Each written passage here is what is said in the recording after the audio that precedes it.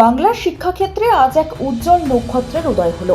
উত্তর দিনাজপুর জেলার রায়গঞ্জ থেকে উঠে এলো সাফল্যের এক অনুপ্রেরণামূলক কাহিনী। মাধ্যমিক পরীক্ষায় 698 নম্বর পেয়ে মেধা তালিকায় প্রথম স্থান অধিকার করল রায়গঞ্জ সারদা বিদ্যা মন্দিরের ছাত্র অভিরূপ ভদ্র। তার এই জয় শুধু ব্যক্তিগত সাফল্য নয়, বরং এক কঠোর জীবন যুদ্ধের জয়।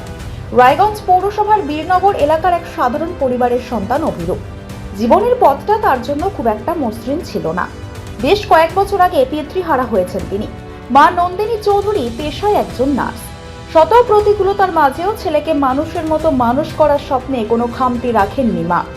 আজ ছেলের এই আকাশ ছোঁয়ার সাফল্যে দু চোখে আনন্দ অশ্রু নিয়ে গর্বিত জননী। অভিরূপ ছোটবেলা থেকে ছিলেন অত্যন্ত মেধাবী। তবে শুধু মেধা নয়, এই সাফল্যের নেপথ্যে রয়েছে তার দীর্ঘ পরিশ্রম।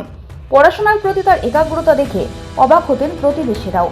তাকে সহযোগিতা করার জন্য ছিলেন 9 জন গৃহশিক্ষক, যাদের সঠিক দিশা ও অভিরূপের নিজের অধ্যাবসায় আজ তাকে এই শীর্ষস্থানে পৌঁছে দিয়েছে। উত্তর দিনাজপুর থেকে অনুপ জয়সালের রিপোর্ট, প্রাইম নিউজ। বিরাট প্রাপ্তি আমাদের রায়গঞ্জ বাসী হিসাবে, জেলাবাসী হিসাবে একটা বিরাট গর্বে। রায়গঞ্জ মার্চেন্ট অ্যাসোসিয়েশনের পক্ষ থেকে তোমাকে আমরা প্রথমে শুভেচ্ছা জানাতে পেরে সত্যি আমরা গর্বিত এবং আমরা সমৃদ্ধ হয়েছি যে রায়গঞ্জকে এইরকম একটা রাজ্যে প্রথম স্থান অধিকার করানোর জন্য। সত্যি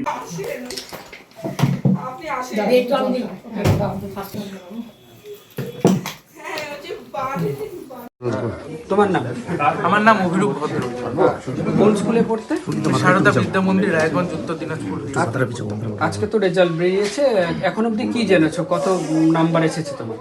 এখনো অবধি আমি লাইভে যা দেখলাম, ঘোষণা করলেন যে 698 পেয়ে আমি প্রথম হয়েছি। আর তারপরে আর দেখার সুযোগই হলো না, এত লোকজন আসলো। কতটা প্রত্যাশা ছিল, কতটা পূরণ হলো? পরীক্ষা দিয়ে আমি জানতাম যে ভালো হয়েছে, র্যাঙ্কের আসার মতোই হয়েছে পরীক্ষা, কিন্তু তাই যে প্রথম হব এটা কখনোই আশা করিনি, তাই আজকে বেশ ভালো লাগছে। আর পড়াশোনা ছাড়া আমি বই পড়তাম, একাডেমিক্সের বাইরে মনীষীদের বই পড়তাম, সিনেমা দেখতাম। হ্যাঁ, আর কোন সিনেমা সব থেকে প্রিয়? ট্রিপল আর, হ্যাঁ, RRR 2022। আচ্ছা। ক্রিকেট হ্যাঁ, কতটা প্রিয়? ক্রিকেট ভালো, কিন্তু ক্রিকেট নিয়মিত দেখতে গেলে পড়াশোনার সঙ্গে কম্প্রোমাইজ করতে হয়, তাই আমি শুধু সময় পেলেই দেখতাম। আর বিশ্বকাপ হলো যে কয়েকদিন আগে, সেটা দেখেছিলাম ফাইনাল। তোমার এই সাফল্যের পেছনে কার অবদান সবচেয়ে বেশি? আমার এই সাফল্যের পিছনে অবশ্যই আমার মায়ের অবদানই সবচেয়ে বেশি। কেন? কারণ কি, আমার মাই আমার একা হাতে সব দায়িত্ব পালন করেছে এবং পড়াশোনা সম্পর্কিত আমার যাবতীয় যা যা প্রয়োজন সব মা নিজেই জোগাড় করেছে। কখনো আমাকে ভাবতে দেয়নি যে আমার আমাকে অনুপ্রাণিত করেছে।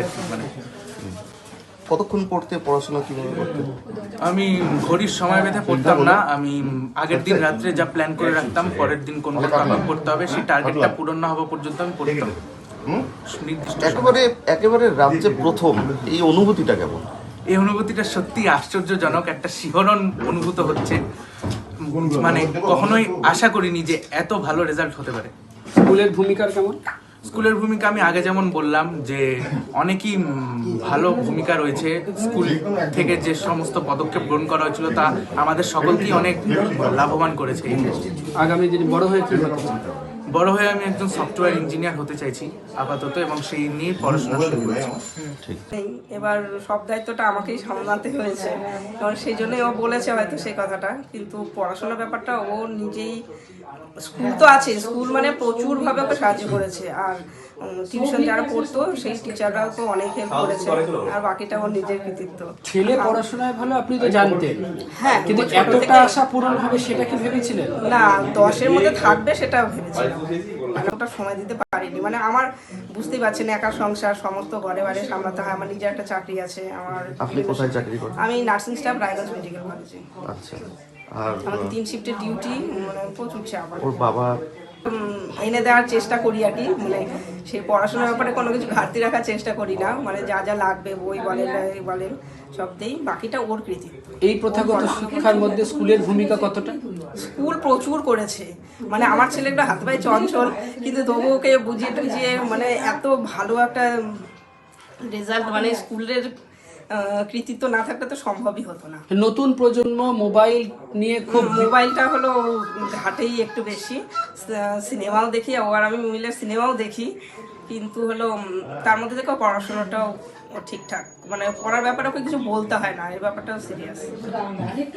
আত্মীয় কিন্তু স্বজনরা মানে অনেক যে পড়াশোনা করে সেরকমও কিন্তু নয়। ডিসিপ্লিন হ্যাঁ, না ডিসিপ্লিন মানে যে আজকে আমাকে 6 ঘন্টা পড়তেই হবে এরকম কিছু না, ওটা রুটিন করে নেয় যে আমাকে এইটুকু আজকে আমাকে পড়তে হবে, সেটুকু কমপ্লিট করে, সেটা যতক্ষণ। যখন ফল প্রকাশ হলো, ছেলের নামটা প্রকাশ হলো, ঘোষণা হলো, আমি আরো দুজনের দিকে তাকিয়ে আছি, আমি তো ভাবতে পারিনি যে প্রথম নামটাই শুনবো, আমরা জানি যে 10-এর মধ্যে প্রথম একটা থাকবে,